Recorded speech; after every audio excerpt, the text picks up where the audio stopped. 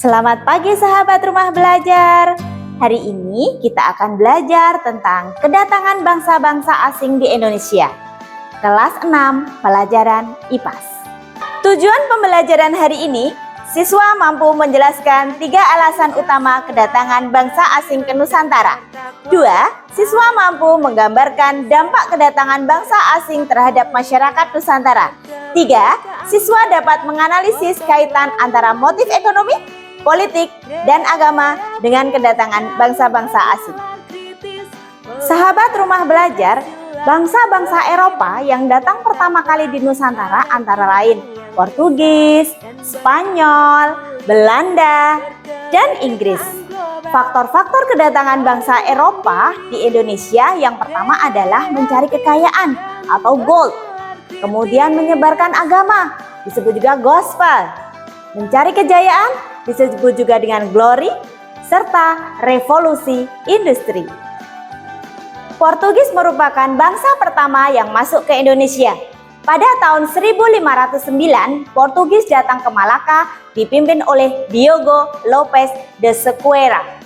Pada awal kedatangannya, mereka melakukan perdagangan dan disambut baik oleh Kesultanan Malaka. Namun kemudian mereka ingin menguasai jalur perdagangan Nusantara dan daerah penghasil rempah-rempah sehingga menimbulkan perlawanan dari Kesultanan Malaka. Setelah dipukul mundur, Portugis datang kembali ke Malaka di bawah pimpinan Alfonso de Albuquerque, sehingga Malaka jatuh ke tangan Portugis pada tahun 1511. Portugis menguasai jalur perdagangan sampai Maluku hampir 1 abad, dari 1512 sampai 1615. Pada tanggal 8 November 1512, Spanyol mendarat ke Tidore dan singgah di Bacan dan Jailolo yang dipimpin oleh Sebastian del Cano. Kedatangan mereka disambut baik oleh rakyat Maluku karena saat itu sedang bersengketa dengan Portugis.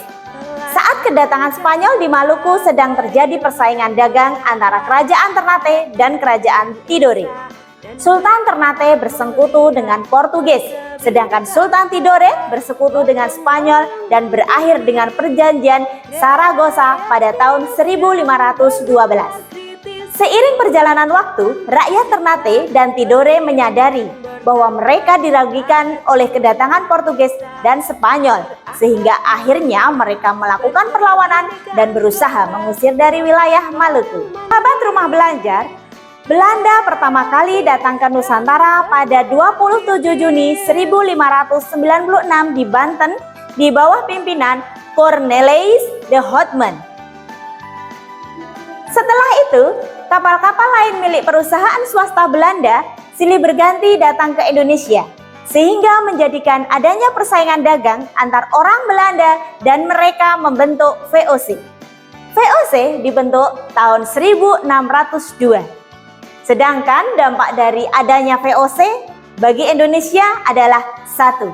Kekuasaan raja berkurang karena didominasi VOC. Yang kedua, wilayah kerajaan menjadi terpecah belah dan memunculkan penguasa baru di bawah VOC. Yang ketiga, masyarakat Indonesia semakin miskin dan menderita. VOC dibubarkan pada tanggal 31 Desember 1799. Sahabat rumah belajar, tahu tidak kenapa VOC dibubarkan? Nah, kalau tahu kita bareng-bareng ya menyebutkannya ya. Yang pertama, banyak pegawai VOC yang korupsi. Kedua, meningkatnya anggaran pengeluaran untuk biaya peperangan. 3, banyaknya gaji yang dibayarkan karena mempunyai banyak pegawai. Dan yang keempat, adanya pembayaran dividen atau keuntungan bagi pemegang saham sehingga memberatkan dan menyebabkan pemasukan VOC berkurang. Sahabat rumah belajar, Inggris datang ke Indonesia mengikuti rute yang sama dengan bangsa Spanyol karena ekspedisi Inggris diboncengi dengan misi Ratu Elizabeth I untuk memerangi bangsa Spanyol. Kedatangan Inggris dipimpin oleh Sir Francisca Drake di Maluku, tepatnya di Ternate. Tujuan kedatangan Inggris untuk memonopoli perdagangan dengan menguasai rempah-rempah di Indonesia. Usaha memonopoli perdagangan di Indonesia tidak hanya dilakukan oleh pemerintah kerajaan Inggris saja, tetapi juga oleh gabungan para pengusaha London yang disebut East Indian Company atau disingkat EIC. Sahabat Rumah Belajar, pada tahun 1809, Gubernur Hindia Belanda bernama Marsekal Herman William Daendels membangun jalan raya Pas, yaitu jalan yang membentang dari sepanjang 1000 km dari Anyer sampai Panarukan. Pembangunan jalan tersebut dikerjakan oleh pekerja pribumi dan disebut kerja paksa atau rodi. Apa itu kerja paksa atau rodi? Yaitu sistem dari Belanda yang memaksa masyarakat Indonesia bekerja tanpa mendapatkan upah.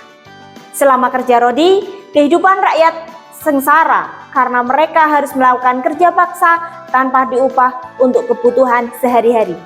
Jika berhenti bekerja, akan mendapatkan perlakuan yang kurang baik. Proses pembangunan Jalan Raya Anyer Panarukan di tahun 1809 telah memakan korban hingga 12.000 jiwa. Mengerikan ya. Tujuan Herman William Daendels menerapkan kerja rodi yang pertama, membangun pabrik senjata di Semarang dan Surabaya.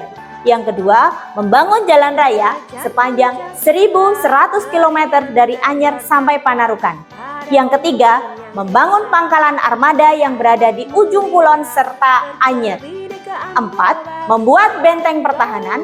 Dan kelima, membangun pelabuhan dan kapal perang demi kebutuhan militer. 6. Membangun pangkalan perang dengan melatih rakyat pribumi. Sahabat Rumah Belajar, Jepang masuk ke Indonesia pada tanggal 11 Januari 1942 dan mendarat di Tarakan, Kalimantan Timur. Ketika datang, Jepang dengan cepat menguasai dan memperluas kekuasaannya di kota-kota sekitar seperti Balikpapan, Pontianak, Samarinda, Banjarmasin.